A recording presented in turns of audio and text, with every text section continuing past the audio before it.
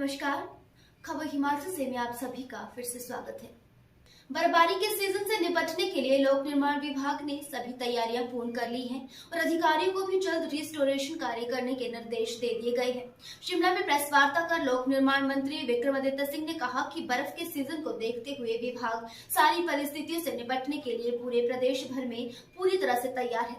सभी अधिक बर्फ पड़ने वाले स्थानों में 75 बुलडोजर सहित अन्य मशीनरी भेजी जा चुकी है। 2 स्नो ब्लोअर मशीन पहली बार बर्फबारी हटाने के लिए इस्तेमाल की जाएगी।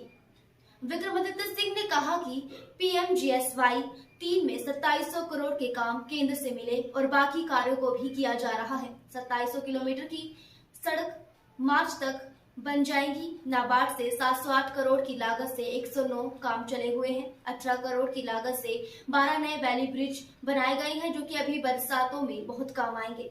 इसके अलावा विक्रमादित्य सिंह ने कहा कि PWD सभी रेस्ट हाउस को आउटसोर्स करने जा रही है ताकि स्थानीय लोगों को रोजगार मिल सके और रेस्ट हाउस की खस्ता हालत को भी ठीक किया जा सके।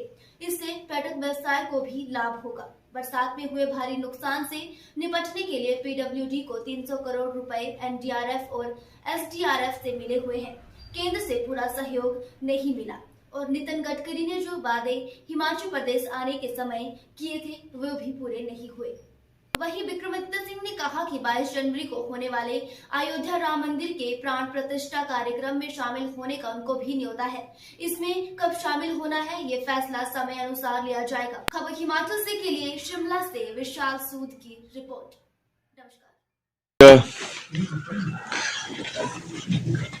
आप सबका मैं इस प्रेस वार्ता में स्वागत करता हूं और इसका विशेष कारण आज की प्रेस वार्ता का पिछले 2 दिन पहले हमने अपने विभाग के अधिकारियों के साथ VC के माध्यम से एक स्टॉक टेकिंग मॉनिटरिंग मेथड के रूप में बैठक करी थी जो आगामी स्नोफॉल सीजन प्रदेश के अंदर आने वाला है। दुख की बात है कि अभी तक बर्फ नहीं पड़ी है और ऐसे ही पहले लग रहा था कि नई साल में अच्छी बर्फ जो है वो प्रदेश में और प्रदेश की राजधानी में पड़ेगी, मगर अभी इस तरीके का अगले 8-10 दिन का कोई भी स्नो सीजन का मेटेरोलॉजिकल सर्वे के माध्यम से कोई इस तरीके का कोई नहीं दिखा रहा है।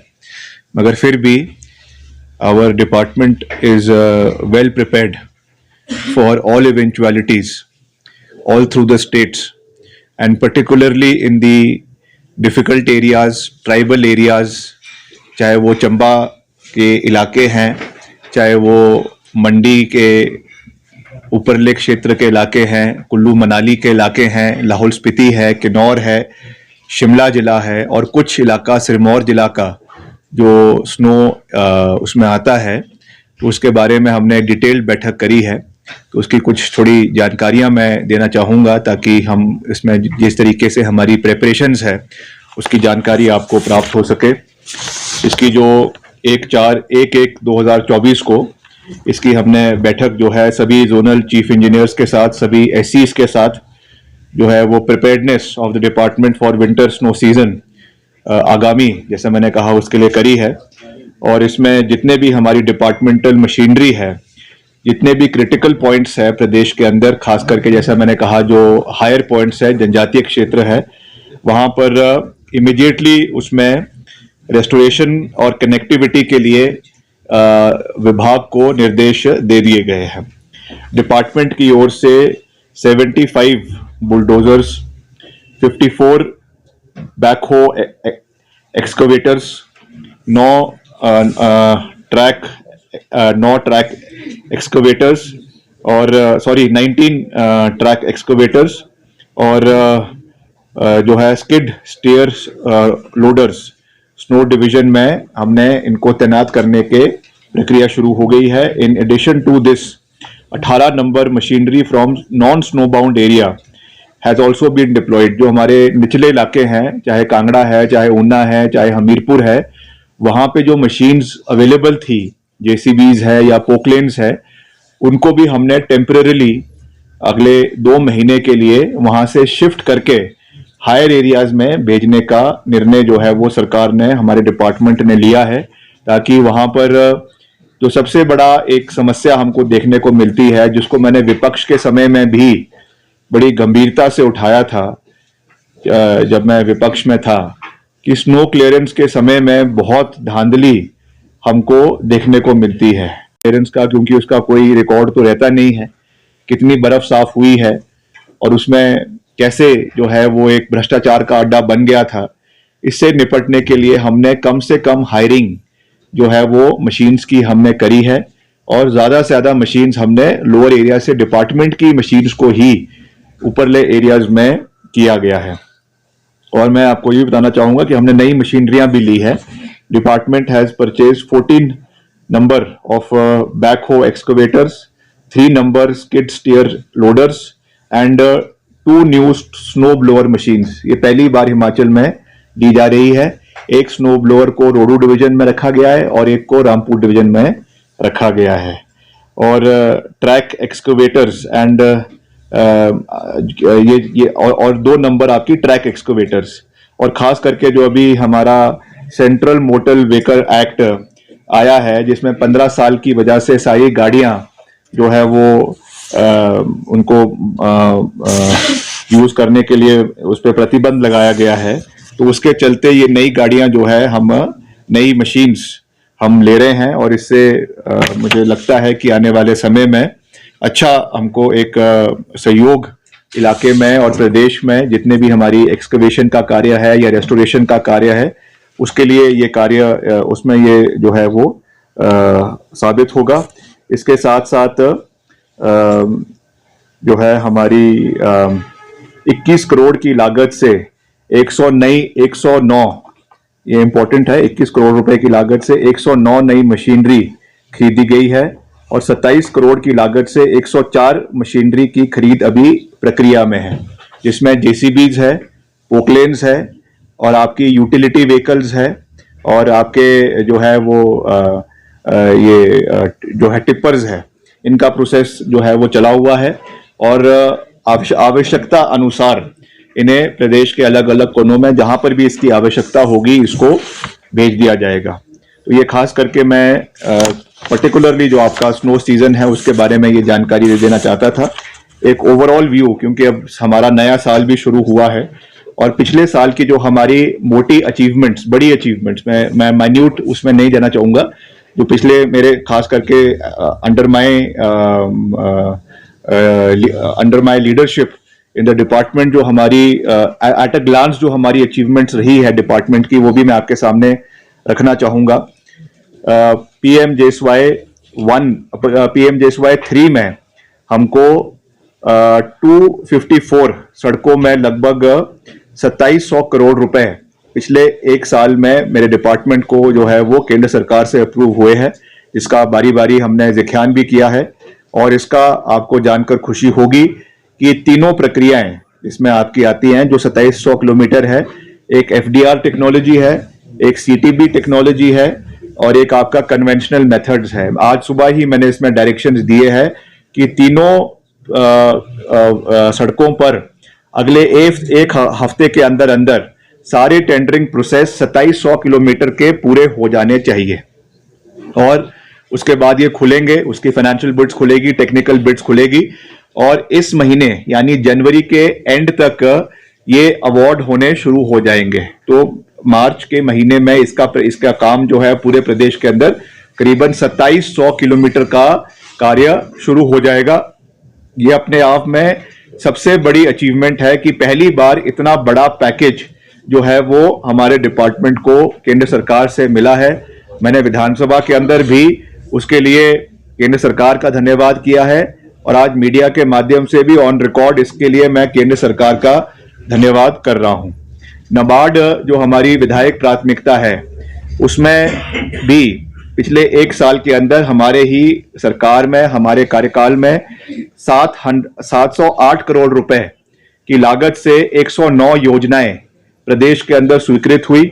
इनका टेंडरिंग प्रोसेस लगभग सबका कंप्लीट हो चुका है, कई अवार्ड भी हो चुकी है, और इनका कार्य भी प्रदेश के अंदर 708 करोड़ रुपए की लागत से जो हमारे 109 योजनाएं प्रदेश के अंदर है उसका काम भी चला हुआ है। CRF के माध्यम से हमको 295 करोड़ जो है वो 5 योजनाओं के लिए, चाहे वो ब्रिजेस है चाहे वो सड़क है, उसके लिए एक साल के अंदर 295 करोड़ रुपए मिला है। उसका कार्य भी प्रदेश के अंदर अलग अलग उस पे जो है वो चला हुआ है, और उसकी अगर आप डिटेल जानना चाहते हैं तो हम उसको आपको बाद में उसके बारे में जो है वो प्रोवाइड करवाएंगे। और 18 करोड़ रुपए की लागत से 12 नए वैली पुल, वैली ब्रिजेस जो है वो 12 हमने खरीदे हैं। और आपने देखा कि ये जब डिजास्टर के समय में कितने जो है लाभकारी सिद्ध हुए। चाहे वो ठियोग का वैली ब्रिज था जो रिकॉर्ड समय में हमने 8 दिन के अंदर इंस्टॉल करवाया, वैसे ही जो हमारी कुल्लू में सेंज घाटी है जहां का मैंने खुद दौरा किया, अभी वहां पे 2 ब्रिजेस हमने उनका लोकार्पण किया, जिससे पूरी आपकी जो सेंज घाटी है आपके बंजार में, वो पूरी तरीके से कट गई थी, और इन ब्रिजेस की वजह से वापस वहां पे यातायात जो है वो रेस्टोर हुई है। तो ऐसे 12 वैली ब्रिजेस हमने 18 करोड़ रुपए की लागत से खरीदे हैं, और इनको हमने जो है 2 जगहों पे जो हमारे मैकेनिकल डिविजन्स है वहां पे हमने इनको स्टोर किया है। जहां पर भी आवश्यकता होगी in the times to come disaster के रूप में, तो वहां पे इनको हम डिप्लॉय जो है वो किया जाएगा। मशीनरी के बारे में मैं कह ही चुका हूं। और हाल ही में आई आपदा के कारण जो है 18 ये आपके वैली ब्रिजेस और 27 झूले जो है वो हमारे अलग अलग जगहों के ऊपर लगाए गए हैं। लगभग 750 किलोमीटर नई सड़कें, जैसा मैंने कहा 920 किलोमीटर क्रॉस ड्रेनेज, और क्रॉस ड्रेनेज भी बहुत महत्वपूर्ण है। इस पे मैं बारी बारी जब से मैंने कार्यभार संभाला है, मैं क्रॉस ड्रेनेज के ऊपर बहुत ज्यादा फोकस दे रहा हूं, क्योंकि ये इसलिए इंपॉर्टेंट है कि हमारी जो सड़कें हैं एक बारी जब बन जाती हैं, उनका मेंटेनेंस क्रॉस ड्रेनेज के माध्यम से ही हो सकता है। बहुत जगह कमरे VIP हो, ये हमारी प्राथमिकता है। तो उसके लिए हम आउटसोर्स के माध्यम से जो SC लेवल पर एक आउटसोर्सिंग कमेटी बनेगी, और इसमें सबसे महत्वपूर्ण ये है कि जो इससे पैसा आएगा, आमदनी आएगी, वो ट्रेजरी में नहीं जाएगी, वो सोसाइटी के पास आएगी, और सोसाइटी फिर उससे उसका जो खर्चा है डे टू डे, चाहे वो उनका मेंटेनेंस है, चाहे सैलरी है, चाहे जो भी है, वो रन करेंगे। तो एक पारदर्शिता तरीके से ये सिस्टम चलेगा, और मैं समझता हूँ कि इससे हमारे टूरिज्म को भी अच्छा बेनिफिट मिलेगा। खास करके जो बहुत दूर दराज इलाकों में बहुत अच्छे रेस्ट हाउसेज है हमारे, कई तो बहुत अंग्रेज़ों के टाइम के हैं, ब्रिटिश टाइम के हैं, वो मेंटेन भी होंगे, और आने वाले समय में इसका लाभ जो है वो क्षेत्र के लोगों को मिलेगा। तो ओवरऑल यही मैं आपको कहना चाहता था कि अभी बर्फ़ तो पड़ी नहीं है, मगर विभाग पूरे तरीके से तैयार है। जब भी पड़ेगी तो हम पूरी मजबूती से सारी सड़कें, जैसे हमने आपदा के समय में, मैं धन्यवाद भी करना चाहता हूँ अपने डिपार्टमेंट के सभी इंजीनियर्स का, SCs का, JEs का, बेलदारों का, जिन्होंने रिकॉर्ड समय में, आपदा के समय में सारी सड़कों को खोलने का काम किया। कोई भी बागवान ने, कोई भी किसान ने ये उंगली सरकार के ऊपर नहीं उठाई कि हम समय पर हमारा माल जो है वो सब्जी मंडी में नहीं पहुंचा है। तो मैं समझता हूँ ये एक बड़ी अचीवमेंट डिपार्टमेंट की है। हालांकि अभी भी हमारी बहुत ज़्यादा लाइबिलिटीज़ है जिसको हम मीट करने की कोशिश कर रहे हैं। अभी तक मेरे विभाग को NDRF और SDRF यानी नेशनल डिज़ास्टर रिलीफ फंड और स्टेट डिज़ास्टर रिलीफ फंड से कुल मिलाकर 300 करोड़ रुपए इस के लिए मिले हैं, जिसका अच्छा उपयोग किया जा रहा है। और कुछ और पैसा अभी हाल ही में जो अभी एक किश्त NDRF की केंद्र सरकार से आई है, 333 करोड़ की है, उसमें से भी करीबन 40 करोड़ रुपए अभी 43 करोड़ रुपए अभी डिपार्टमेंट को अभी 2 दिन पहले ही एलोकेट हुआ है। उसको भी हम रैशनली अलग अलग डिविजन्स में भेजेंगे ताकि जो लाइबिलिटीज़ है पुरानी वो भी मीट हो, और भी जो आगे के भी काम हैं उनको भी हम किया जा सके। मगर फिर भी मैं ये कहना चाहूँगा कि जितना सहयोग केंद्र सरकार से मिलना चाहिए था वो हमको नहीं मिला है। मैंने पिछली बारी भी प्रेस वार्ता करी थी, उसमें मैंने ऑन रिकॉर्ड ये बात विद फैक्ट्स एंड फिगर्स कहा था कि माननीय नितिन गडकरी जी जब हिमाचल आए थे तो उन्होंने बहुत से यहाँ पे घोषणाएं करी थी आपदा के समय में। जब वो कुल्लू आए, एक तो उन्होंने कहा था कि जितने भी नेशनल हाईवेज़ है उनको जो भी MDR यानी मेजर डिस्ट्रिक्ट रोड जोड़ती है उसके 1 किलोमीटर तक उसके मेंटेनेंस के लिए पैसा जो है वो NHAI के माध्यम से या मिनिस्ट्री ऑफ मॉर्थ के माध्यम से दिया जाएगा। उसमें अभी हमको कोई भी सहयोग केंद्र सरकार से नहीं मिला है। इसके अलावा उन्होंने और कुछ सड़कों के लिए कुल मिलाकर करीबन 400 करोड़ रुपए प्रदेश को देने की बात करी थी। उसमें भी अभी तक हिमाचल को कोई सहयोग जो है वो केंद्र सरकार से मॉर्थ से अभी तक नहीं मिला है। तो हम आशा करते हैं कि ये सहयोग निश्चित तौर से हिमाचल को आने वाले समय में मिलेगा, particularly because this has been a commitment by the honourable minister for road surface and transport Shri Nitin Gadkari ji. तो मुझे विश्वास है कि उसको पूरा किया जाएगा ताकि जो हमारी जितनी भी सड़कें हैं उनका मेंटेनेंस समय पर हो, समय पर उसकी क्वालिटी अपग्रेडेशन हो। ये हमारा एक प्रयास है। बाकी आप कुछ पूछना चाहते हैं तो पूछ सकते हैं। खबर हिमाचल से के लिए शिमला से विशाल सूद की रिपोर्ट।